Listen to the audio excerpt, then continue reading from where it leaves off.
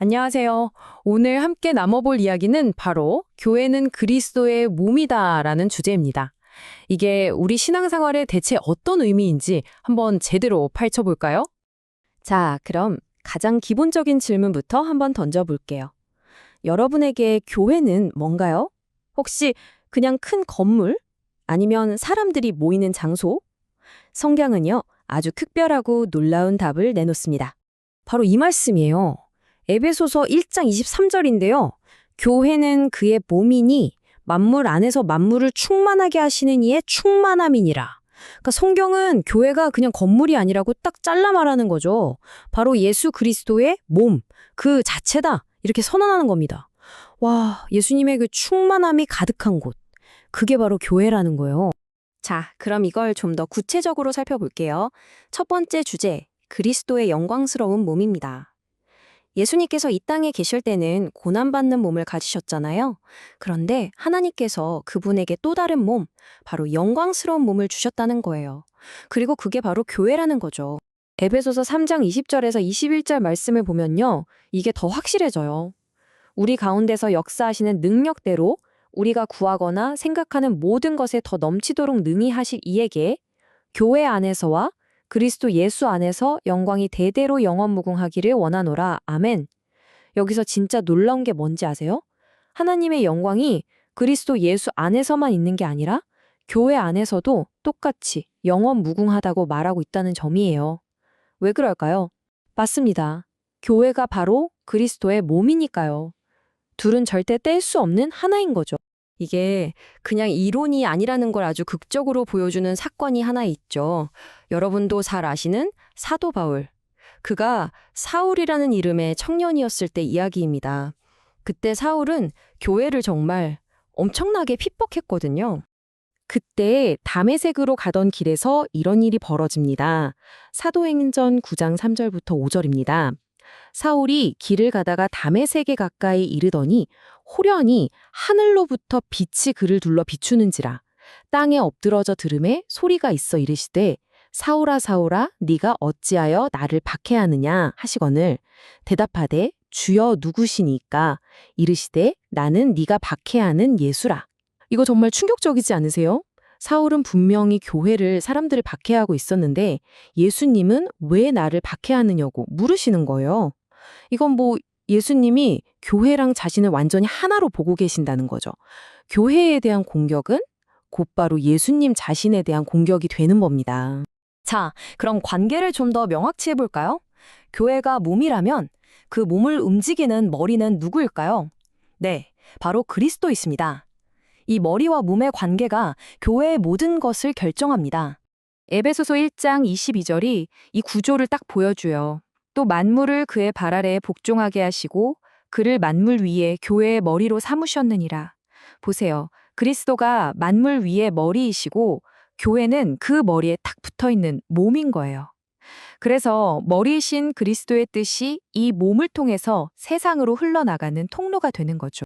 제가 몇 년 전에 발수술을 받은 적이 있는데 그때 이 머리와 몸의 관계를 정말 온몸으로 느꼈어요. 의사 선생님이 수술 전에 무릎 아래 신경을 마취하는 주사를 놓으셨거든요. 근데 잠시 후에 제 발이 아닌 거예요. 아무 감각도 없는 그냥 나무 토막 같았어요. 머리에서 제 뇌에서 아무리 움직여, 움직여 하고 명령을 보내도 발가락 하나 까딱 안 하는 거죠. 와, 분명히 내 몸에 붙어 있는데 내 것이 아닌 것 같은 그 기분? 정말 이상하고 좀 무섭기까지 하더라고요. 잊을 수가 없어요. 제가 그때 정말 절실하게 깨달았어요. 만약에 교회가 이 몸이 머리이신 그리스도의 명령을 듣지 못한다면, 그 신호가 끊어진다면, 그게 바로 영적인 마비 상태랑 뭐가 다르겠어요? 예수님께서도 비슷한 비유를 드셨죠. 요한복음 15장 5절과 6절입니다.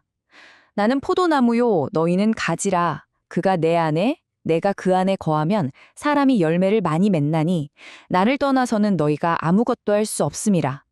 사람이 내 안에 거하지 아니하면 가지처럼 밖에 버려져 마르나니 사람들이 그것을 모아다가 불에 던져 사르느니라. 결국 머리이신 그리스도에게서 떨어져 나간 교회는 마치 나무에서 싹둑 잘린 가지처럼 생명력을 잃고 그냥 말라버릴 수밖에 없다는 거예요. 이 연결이 곧 생명인 거죠. 좋습니다. 그럼 그리스도께 제대로 연결된 몸으로서 교회는 도대체 뭘 해야 할까요? 답은 간단합니다. 머리이신 그리스도께서 이 땅에서 하셨던 그 일을 이제 몸인 우리가 이어서 하는 거죠. 예수님의 사역을 크게 세 가지로 요약할 수 있거든요. 첫째, 진리를 가르치는 일. 둘째, 천국 복음을 전파하는 일. 그리고 셋째, 아프고 약한 사람들을 치료하는 일이었습니다. 이제 이 엄청난 사명이 그분의 몸인 교회, 바로 우리에게 주어진 겁니다. 이건 그냥 우리가 만들어낸 얘기가 아니고요. 마태복음 4장 23절에 명확하게 나와 있어요. 예수께서 온 갈릴리에 두루 다니사 그들의 회당에서 가르치시며 천국 복음을 전파하시며 백성 중에 모든 병과 모든 약한 것을 고치시니 교회가 학교를 세우고 복음을 외치고 병원을 지어서 아픈 사람들을 돌보는 것. 이게 다 바로 예수님의 사역을 이어가는 거랍니다. 교회가 어떤 역할을 해야 하는지 정말 가슴 찡하게 보여주는 이야기가 하나 있어요. 프랑스의 한 작은 마을에 예수님 조각상이 있었는데 전쟁통에 그만 산산조각이 나버린 거예요. 다른 부분은 어찌어찌 찾았는데 양손은 끝내 찾을 수가 없었죠. 마을 사람들은 고민 끝에 그 부서진 조각상에 다시 세웠습니다. 그리고 손이 있어야 할 그 자리에 받침대에 이런 글귀를 새겨 넣었대요.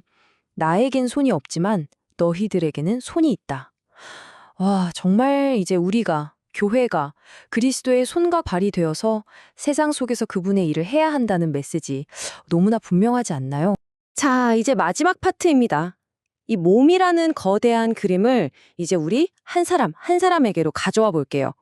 교회라는 몸 대체 무엇으로 이루어져 있을까요? 맞습니다.